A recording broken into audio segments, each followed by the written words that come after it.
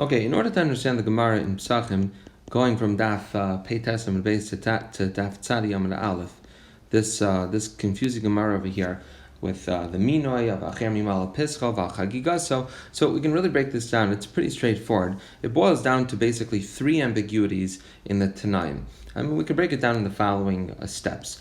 It starts really with an ambiguous Braisa in Tumura. There's a Braisa in Tumura, Daf Lamed Amud Beis, that discusses a person who's selling. The case over there is you have a person who is selling a share in a Karban Pesach.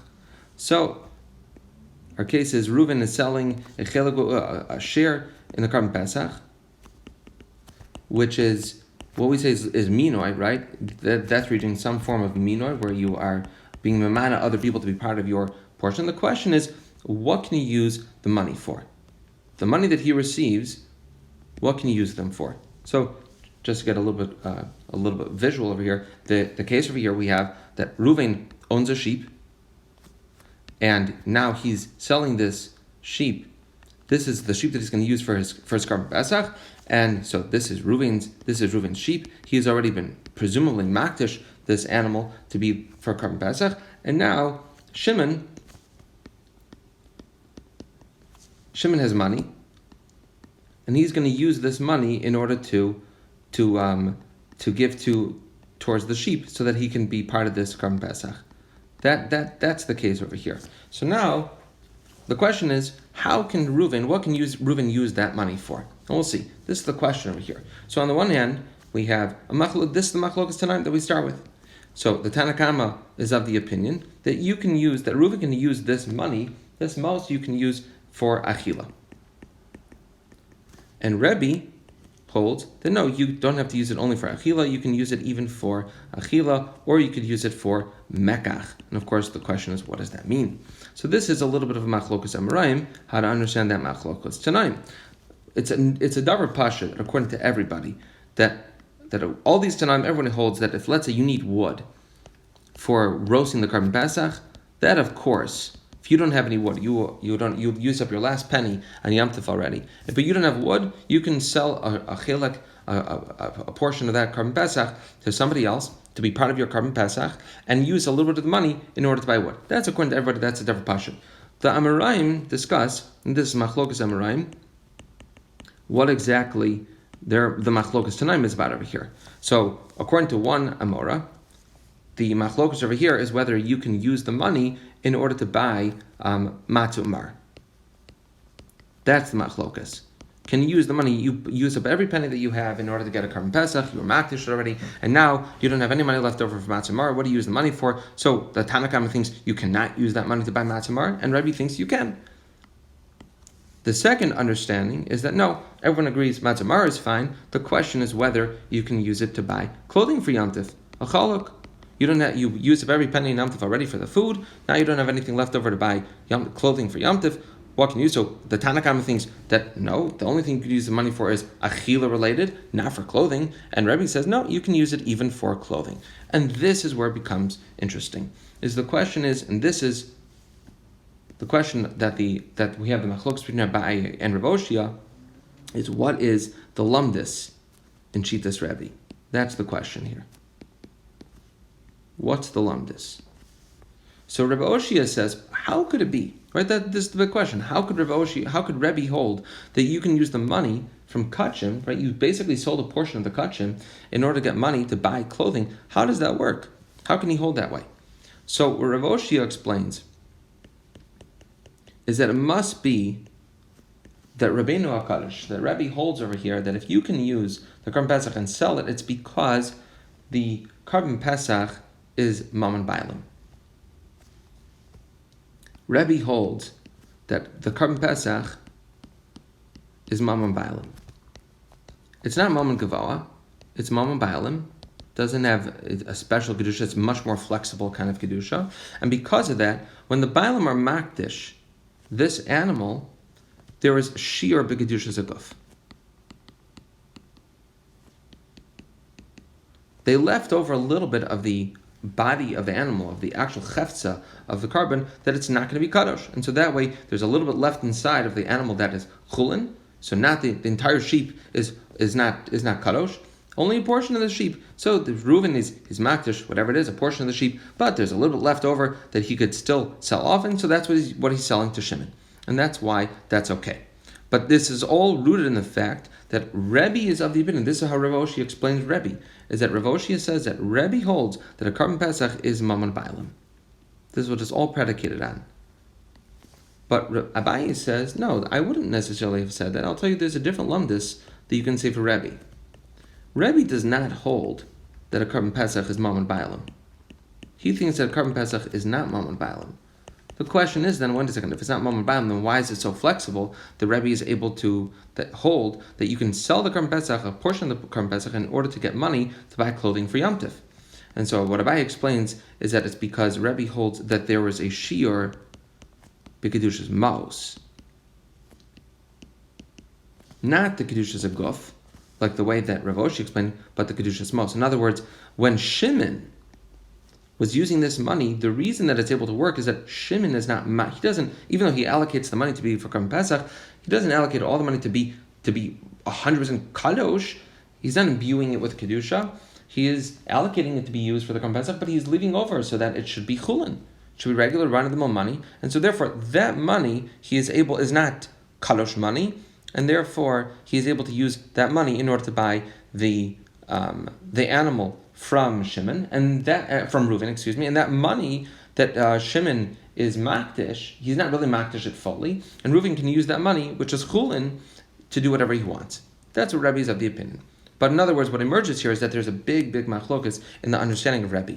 That according to Rav Oshia, Rebbe is of the opinion that Korban Pesach is Mammon Bailam, and according to Abaye, Rebbe holds that Korban Pesach is not Mammon Bailam. Okay, now given these perspectives in Rebbe, this translates into two more ambiguities that we have in the Tanaim, how to understand them. So this leads us to the Mishnah in Tumura. The Mishnah in Tumura, also Daf Lamed Amud Beis, discusses a case where you have a person, Rachmana litzlan. The case over there that the Gemara is discussing is you have a person, Reuven, Rachmana litzlan, gives kachim as an esnan.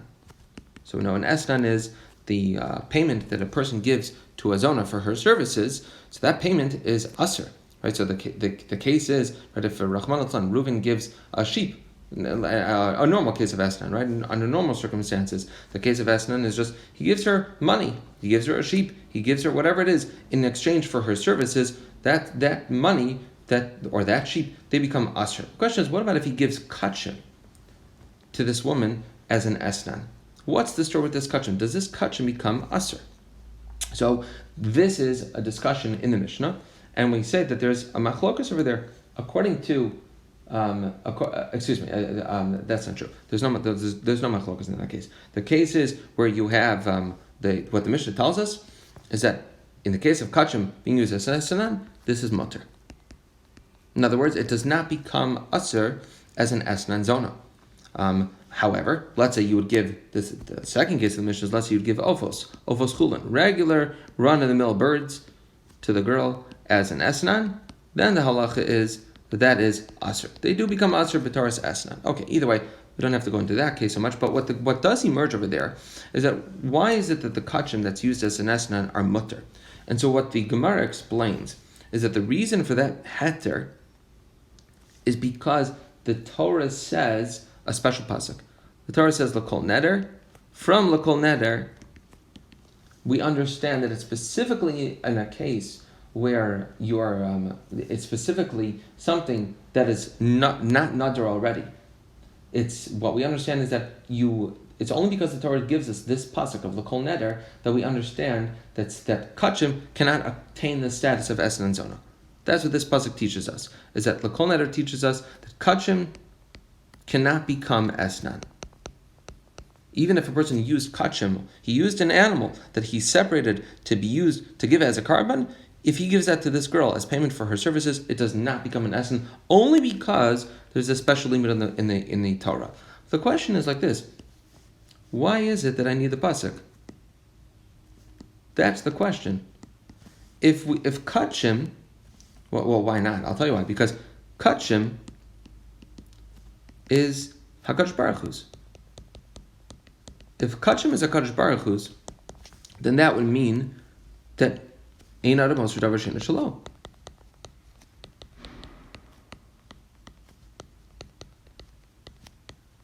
You can't prohibit something that doesn't belong to you. You can't imbue it with Isser.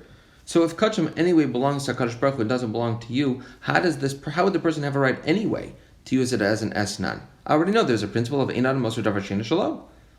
So why would I need a pasuk then? So clearly there's some understanding over here that without the pasuk, you would be able to use kachim as an esnan.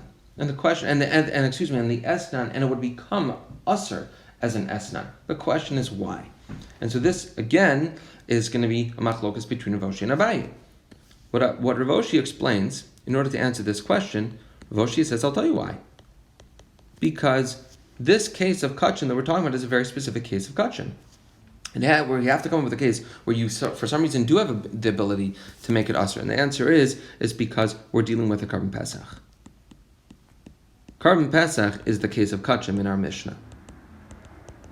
And therefore what? Well, therefore you have the ability to asr it. Why? Because carbon pesach is mammon bailim. Now wait a second though. Carbon pesach is mammon bailim. How so? Because it's shitas Rabbi. Remember, exactly as Rav Oshi explained the case before, Rav Oshi explained that this brisa, when Rebbe before said that you can sell a share in the carbon pesach and use the money in order to buy food for clothing for Yom Tov, so that was because Rav Oshi explained that Rebbe holds that it's mammon bailim. Carbon pesach is mammon bailim, and so it's the same thing here, and therefore because it's mammon bailim, that's how you have the ability to make it aser. That's Rav Oshi's explanation. But Abaye says no, I wouldn't have understood Rebbe that way. I'll tell you what's going on over here. Abaye says, you want to know what's going on in the Mishnah in Tumura? This Mishnah in Tumura is not discussing carbon pesach, like Rav Oshi wanted to say. The Mishnah is discussing kachim kalim. That's what we mean when we say kachim in the Mishnah. And kachim kalim have a status of mammon bailim, and therefore you have the ability to answer it because this is shitas Rabbi Yossi HaGalili. That's what Abaye explains. And so because it's a shitas Rabbi Yossi HaGalili, that's why it has a status of mammon bailim, and that's why you have the ability to, that's why you would have had the ability to make it aser as an esnan. That's what we said. Now, where this leaves us then is that, so wait a second, how does this all play back to the discussion of Pesachim? So this is how it all plays in. Again, as of now, we have that first of all, there would potentially be a machlokas between Abaye and Rav Oshi about the lumdis in Rebbe's position regarding selling a carbon pesach, and then we have, given that machlokas in their perspectives in Rebbe Shita, we have a machlokas on how to understand the Mishnah in Tumura. That when the Mishnah says you can make kachim into an esnan, that in theory you should have been able to make it into an esnan, that it should become asr as an esnan, if not for the fact that the Torah gives us a special limud. So the question is, how is that possible? So Rav Oshi would say because it's Rebbe's opinion, because the Mishnah is discussing a carbon pesach, you are giving her a share in your carbon pesach. That's what you're giving to the zona as her service in exchange for her services, and that you have the ability to make aser as an esnan, if not for the fact that the Torah tells you a special limud that the kachim does not become aser. Abaye says no, it's because the Mishnah is discussing kachim kalim and it's shitas Rav Yossi HaGalili. So now when I come to the Gemara in Pesachim, this leads us to the third ambiguity in the Tanakh, and that is the Bryce in Pesachim Daf Peites. The Bryce in Pesachim Daf Peites discusses also you're selling the share in a carbon pesach. That's the case. Again, when I say share, that means that you're involving other people. You're allowing other people to join your chabura. So when you sell your share in the carbon pesach, again, we're talking about this as minoi, or as you're being mamana other people to be part of the carbon. So the question is, what do you use the money for? So the Brisa tells us that the money that you receive is chulin. It has no kedusha at all. You could use it for whatever you want. The question is, well, how is it that it has the status of chulin? Now, what we understand, here's the background that you have to know, is that this case over here is specifically, remember, we have a case where Reuven has a sheep, and this sheep is Reuven's, and now he's selling a portion of it to Shimon.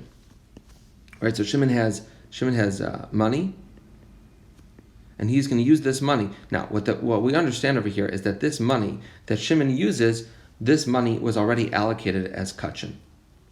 So this is kadosh, and the sheep is also kadosh. Reuven already designated the animal to be as kachim.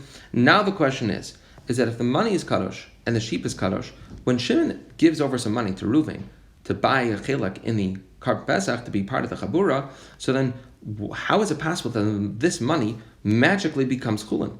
The money is kadosh, the animal is kadosh, and normally you would take, if it would have been chulin money, then I can understand. He gives the chulin money to Reuven, he now gets a chilek, and then you could understand that the money was chulin, and you could transfer off kedusha from one to the other. But here, how do you have kedusha being chal on kedusha? This is the big question of our Gemara. And so, what Rav Oshia will tell you is very simple. Rav Oshia says, well, let's think about this. This is because this brisa is Rebbe, and because it's Rebbe, I know that Rebbe holds that a Karban Pesach does not have Kedushas Aguf. It's Mammon Bailam. And because it's Mammon Bailam, so then of course the Bailam have the ability to sell off a portion, and that money that they receive is perfectly valid. They could use it for whatever they want. That's the Chiddush over here. This is how Rav Oshia understands this case. But Abaye would say, well, no, I wouldn't have said this at all. I would have said that this brayso over here, it is Rebbe, but it's not because Rebbe holds that Karban Pesach has no Kedushas Aguf, is Mammon Bailam. It's not Mammon Bailam. But wait a second, so then if it's not Mammon Bailam, then how is it possible for Reuven, for the Kachim Mos, to be Chal on the Kachim animal? And the answer is that Abaye would say, is that because it's the money that's not fully kadosh. Because again, Abaye would say that the case over here is that Shimon's money, that Mos, is that there's shiur b'kedushas Mos. And therefore, the money is not fully kadosh. There's a little left that is chulin, and that's why you can use that chulin money to buy a chilik in the carbon, and then Reuven can use that money to buy whatever he wants. So Abaye says, though, and this is what the whole Gemara is about, is that Abaye basically says, this is how I would have understood Pshat. But now that Rav Oshia told me that Rebbe holds that a Karban Pesach is considered Mammon Bailam, so then I can understand. I'll tell you, it's just because that even in the Karban Pesach itself, there is Shiur B'Kedushas Haguf, as we explained before. And that's how they have the ability to sell off a portion, because it's Mammon Bailam. You can leave over kedusha from the animal that is not fully kadosh. So where this leaves, so Abaye says, if not for Rav Oshia, this is the pshat that I would have said, because I would have understood the Mishnah in Tumura differently, and I would have understood the Brisa in Tumura differently also. And in other words, what the take-home is going to be over here is that there were two possible perspectives in understanding in the nature of Kedushas Karban Pesach. What, at least as far as Rabbi is concerned, that you have Rav Oshia, who understands at the end of the day that when Rabbi says that you have a Karban Pesach and it's as flexible Kedusha, this is because he says that Karban Pesach is Mammon Bailam. And Abaye thought to say differently. Abaye thought to say that Rebbe holds that a Karban Pesach is a higher level of Kedusha than that. It is not Mammon Bailam. It's not so flexible. But Abaye says, but now that Rav Oshia told me this pshat, I'm not going to say that Karban Pesach is considered not to be Mammon Bailam. I'll say that it's Mammon Bailam according to Rabbeinu HaKadosh.